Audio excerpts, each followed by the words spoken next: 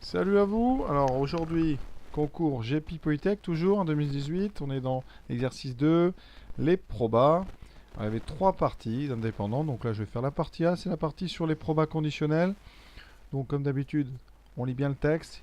Tous les nombres, il faut vraiment réussir à voir de quoi on vous parle. Alors, on est dans le ski, le domaine du ski.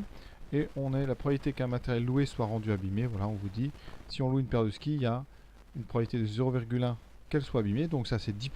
C'est-à-dire que 10% des skis loués sont rendus abîmés. Et pour les surfs, c'est 20%. D'accord, ça fait beaucoup. Mais c'est l'exercice, on ne va pas commenter. Donc maintenant, partie A.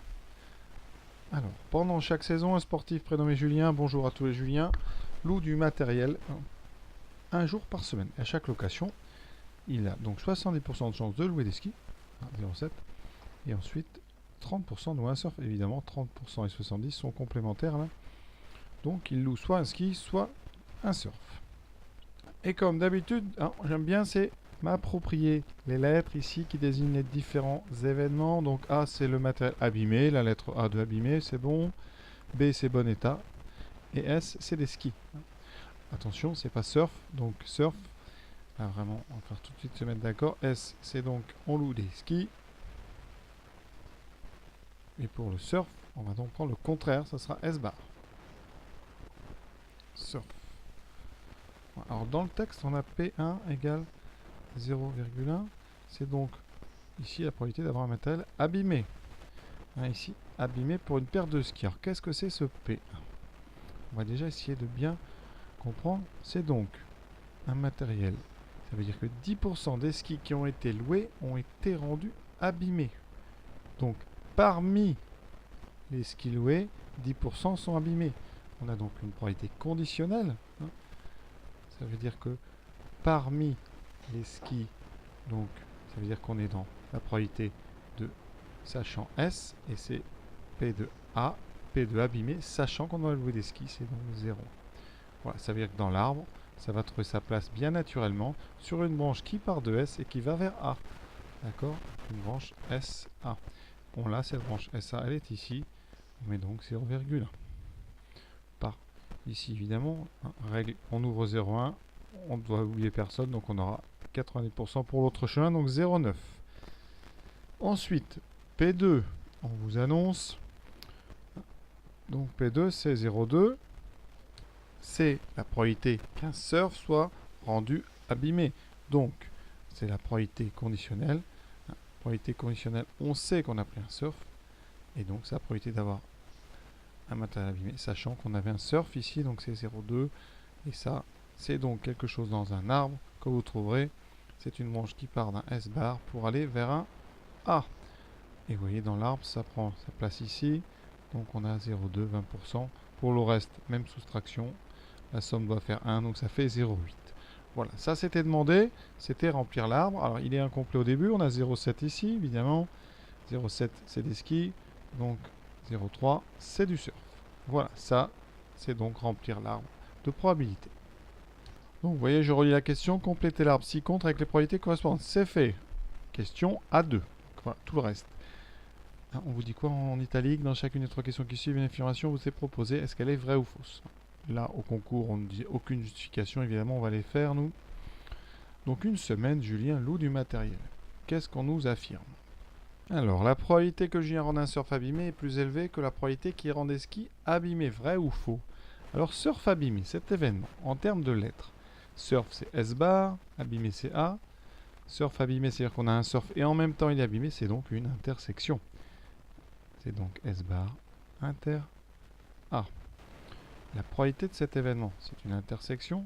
Donc ça veut dire que quand on regarde l'arbre, on a parcouru ici la branche S bar, puis la branche qui après part de S bar pour aller en A. On a donc à la fin l'événement S bar inter A.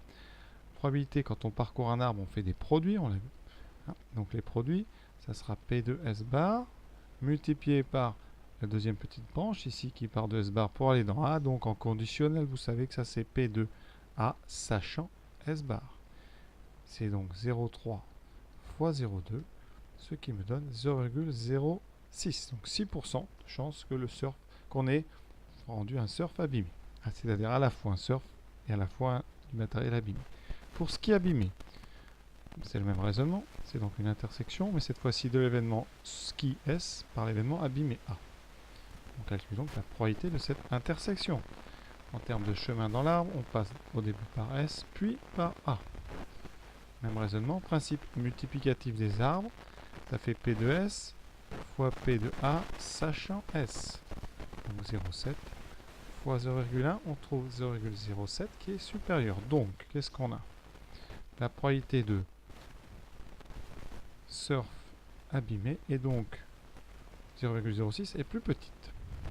Elle est inférieure à la probabilité de ski abîmé. Donc, par rapport à la phrase qu'on nous donnait, eh bien c'est faux. Surf abîmé plus passe. Donc, propriété, affirmation plutôt fausse. Deuxième affirmation, la probabilité que Julien rende le matériel en bon état vaut 0,7 P1 plus 0,3 P2.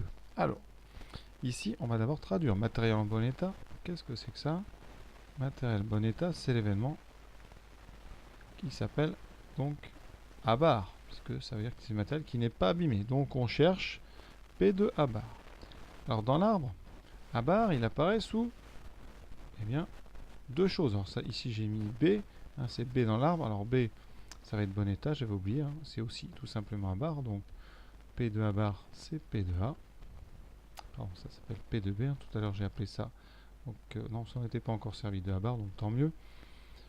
J'aurais pas besoin de tout refaire. Donc ici, P de B, qu'est-ce que c'est? Eh bien, dans l'arbre, vous avez deux chemins qui mènent à B. Donc on va faire, on appelle la... On va utiliser la propriété des probabilités totales, c'est-à-dire qu'on va bien découper l'événement B en deux. B, si vous regardez l'événement B, voilà, il est coupé par, alors B, il est coupé par les B qui sont dans S et par les B qui sont dans S bar. Donc PB est découpé en S inter B et ensuite S bar inter B.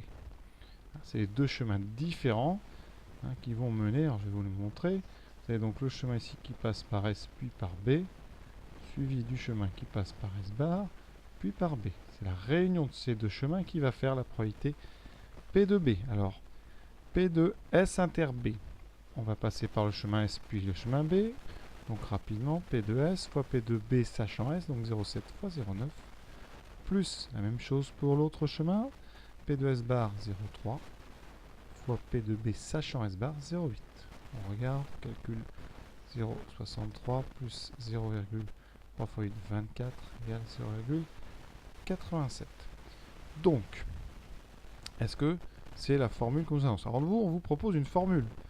Donc, je vais réadapter cette formule. Alors, P1, qui est-ce que c'était dans le texte? P1, c'était 0,1.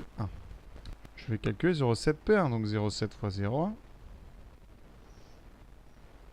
Plus ici 0,3 fois P2. P2 c'est 0,2. On regarde 0,7 fois 0,1, 0,07 plus 0,06. On trouve 0, ici 0,13. C'est complètement différent. 0,87 c'est le contraire. D'ailleurs, vous voyez 0,87 et 0,13 ça fait 1. Pardon, j'ai mis 0,83 mais c'est 0,87. Donc ici c'est faux en fait. Se sont trompés. Cette probabilité, c'est plutôt P de A. C'est P de abîmé qui vaut 0,7 P1 plus 0,3 P2.